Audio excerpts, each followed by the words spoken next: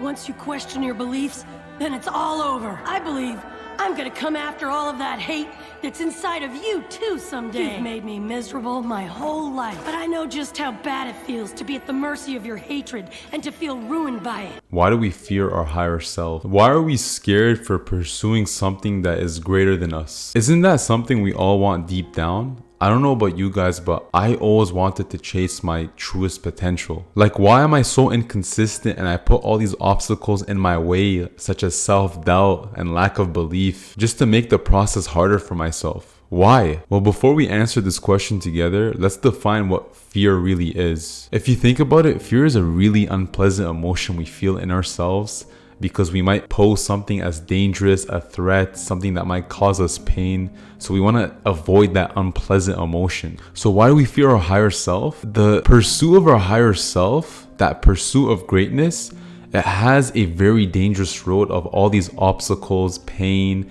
and suffering that the definition fear has in. So by definition, by pursuing our higher self, we fear it. We fear it because of all these things that it takes to become it, which is likely to cause us more fear. And when you think about it, our brains are actually designed to survive, and it's very risk averse. So our brains are gonna do whatever it takes to keep us in survival mode with as little effort as possible. And so we become numb to that fear and we just become comfortable. But what ends up happening is that our inner self, also known as our spiritual self, makes us feel guilty for not pursuing this higher self or this higher being. You often see this in anime when Goku transcends all his limits to save the closest people in his life. You see this when Naruto basically beats his inner demon, the nine-tailed fox, in order to become the strongest shinobi in the world. He made peace with that demon in him, and now he's able to change the world on a macro scale. You see this with Edward Elric when he faces one-on-one with the truth and does anything possible to save his brother's life. We humans are the same thing. The reason we attach such meaning and value to these characters is because we see our human spirit in the anime character.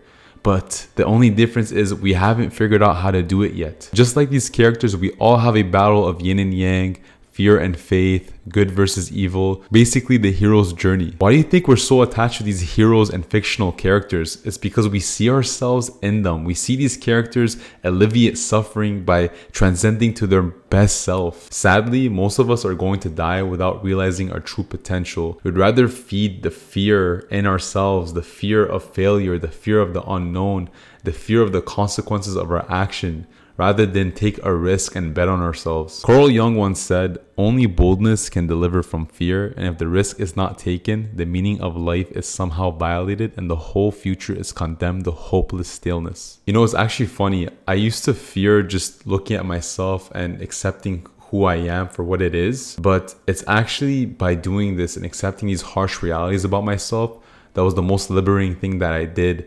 By me being vulnerable with you guys and just telling you how it is, I am now able and free to do whatever it takes to now pursue that higher self. It's like I don't have to spend any more energy denying my flaws and my character traits. I can just accept it for what it is, and instead I use all that energy now to contribute to my personal growth and recovery. For the bold among us, Jung suggested that one way to gain a better picture of who we are is to turn to someone we trust for an honest assessment of our character. So I always ask my mom, my best friend, and my girl to just tell me how it is bluntly. This is known as psychotherapy, being in the face of truth and just accepting these harsh realities about ourselves. Do you want to know what my greatest fears and insecurities are? I'll tell you. I'm super insecure about my life because I know deep down I haven't really accomplished anything. I sell myself these lies of accomplishing a university degree, getting a decent job, being a good guy, being a good role model. But what does that really mean? Honestly, I have nothing to show, and my fear of failure haunts me every day over and over again, reminding me why I'm a failure. It tells me to stop trying before it's too late. Stop trying before you make a fool out of yourself. Stop trying when it's inevitable because you're gonna fail and suffer and just die anyway. Yeah, it gets that dark. So what's the point of suffering if we're gonna die anyway? To put it simply, Buddha once said that life is suffering. Friedrich Nietzsche said to live is to suffer, to survive is to find some meaning in the suffering. And to package it all together, David Goggins wrote this in his book. I'm not a Buddhist, but I know what he meant, and so do you. To exist in this world, we must contend broken dreams, sadness, and loss. That's just nature. Each specific life comes with its own personalized portion of pain. It's coming for you, you can't stop it, and you know it. In response, most of us are programmed to seek comfort as a way to numb it all out and cushion the blows. We live a life defined by the limits we imagine and desire for ourselves because it's comfortable as hell in that box. But for some, those limits start to feel like bondage, and when we least expect it, our imagination jumps those walls and hunts down dreams that in the immediate aftermath feel attainable. Breaking our shackles and stretching beyond our perceived limits takes hard work, and when you put yourself on the line, self-doubt and pain will greet you with a combination that will buckle your knees. Most people are inspired and motivated for a little while, and when they come back behind their walls, they feel smaller and their shackles grow even tighter. If you are to remain beyond your walls, then you will encounter even more pain and doubt. We are our own worst haters because self-doubt is a natural reaction to any attempt to change your life for the better. You can't stop it from blooming into your brain, but you can neutralize it. So how do we neutralize it? Just choose anything that you aspire to be and let pain guide you. If you want to attain the greatest physique of your life, then let pain guide you towards the gym, towards proper nutrition, and that will actually put you on the path towards your higher self,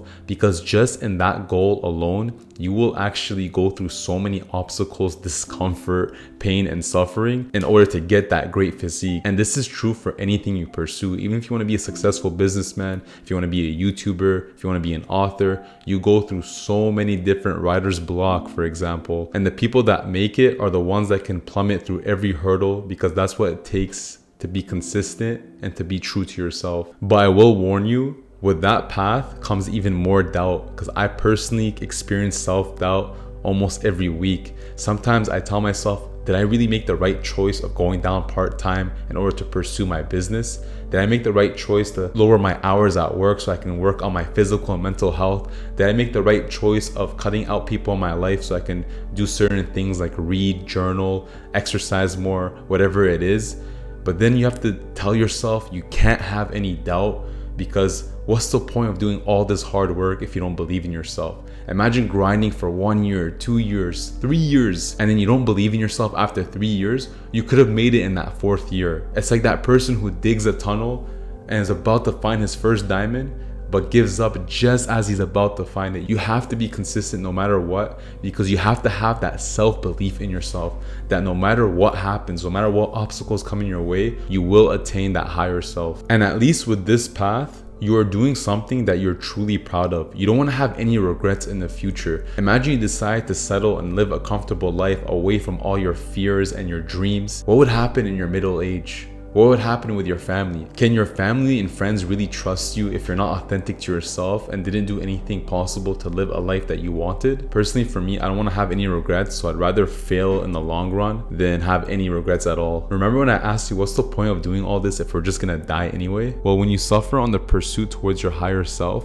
you actually light a fire in you. Imagine you're a candle with a lit fire, and when you show other people, like your family, your friends, and even potentially millions of people, hopefully, that your fire is lit, what happens is that you actually inspire other people to light their candle, and your candle actually lights it for them because you inspired them. So what happens, even when you pass away, your legacy is still alive in the world because of all these different flames that you lit through your own fire. And what better way is there to live than to make the world a better place? That is why we must suffer. It is the will of the universe to make us suffer in order to make the world a better place. Imagine a world where humans can transcend their limits and just feed off each other's light and just have strong communities and bonds and just tackle all their goals together. We would be an unstoppable force against any fear, enemy, or evil. I'll leave you off with this. All you family and friends watching this, my best friends, my cousins, you know who you are.